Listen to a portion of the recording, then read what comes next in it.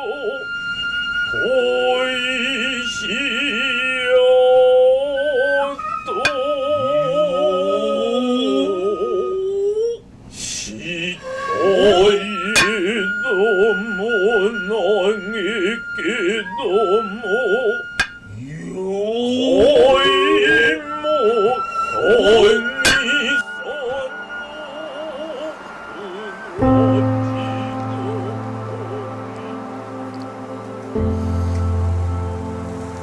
昔からあるんだと思いますね。九州全体でも能楽師さんは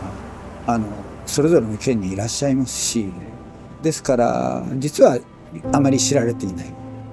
大堀公園能楽堂という大変立派な能楽堂、能専門の劇場があるんですね。でこれの存在も知らない人が結構、大堀公園は知ってるけど能楽堂を知らないっていう方も結構いらっしゃる。で能というものに私も親しみ始めてですね、これなかなか深い和歌との関係もありますし、それから日本の歴史との関係もありますし、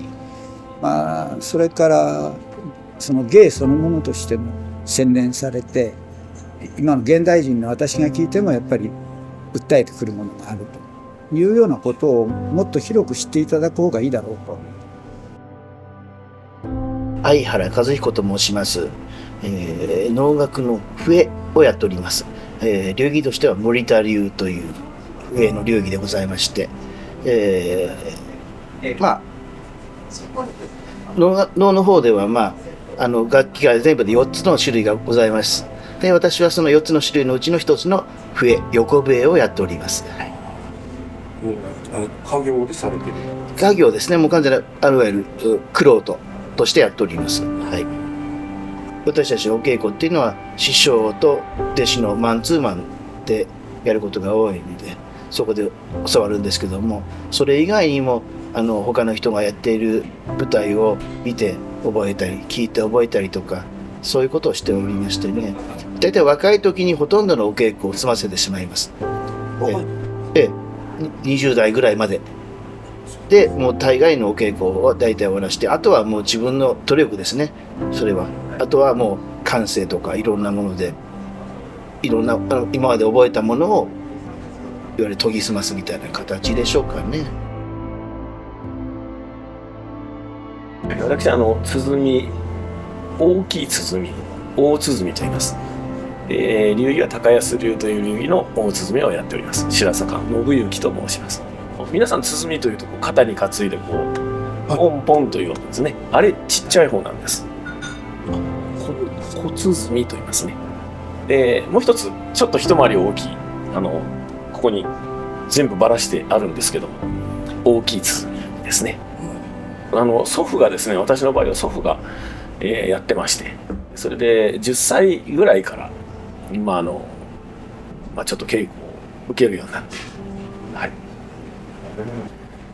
私の場合はですね、その祖父の長男になる私から言うとおじになるんですけども、やはり大鼓をやって、で東京に九州からですね出て行って、もう最終的にはこの間亡くなったんですけど人間国宝になりまして、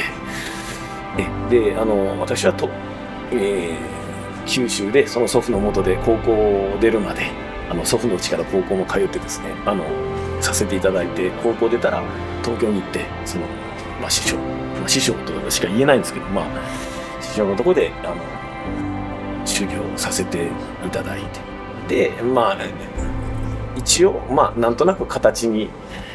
なったぐらいのところで、九州に帰ってきまして、でそれから行ったり来たり稽古もまだ受けながら私は九州でやっているという。これが湿気を嫌うやつなんです。大鼓が2時間ぐらいですね、本当は炭火で皮を乾燥させるんです。直前に一応締め上げるという。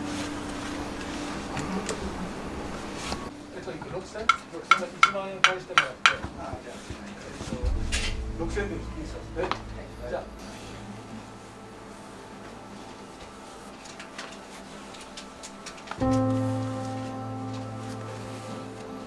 度にこう左右されるんですね。日本の文化というのは湿度の文化ですね。漆っていうのもやっぱり湿度を少しこう取りながら乾くそうですね。ある程度のその湿度がこう必要らしいですね。小鼓小さい方は湿度を好むんです。ある程度ないとダメなんですね。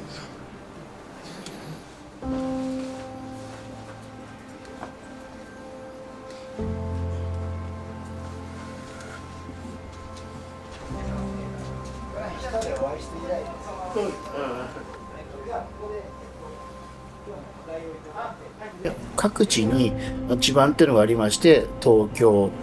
名古屋、京都、大阪、金沢、神戸、広島、九州、福岡ですね。各地にはあるんですよ。で、各地に能楽堂もございまして、そこで活動をされていらっしゃいます。熊本もですね、すごくこう有名な能楽師を輩出したとこなんです。で、福岡もそうなんですけども、同時代にこうそういう武家の式楽として根付いたものがやはりその神社やそういうところと結びついてという、やっぱりその神様に奉納するという、そこが基本ですよね。ですからそれがこうきちんと残ってる。九州は私は非常にこうね残ってると思います、ね。残ってますね。はい。祖父なんかもやっぱりこう言ってましたし、我々もですからそれは逆に言うとそれをやるのがこう半分務めみたいな部分はきちんと感じてやらせていただいてますけどね。なんていうかこう楽しむという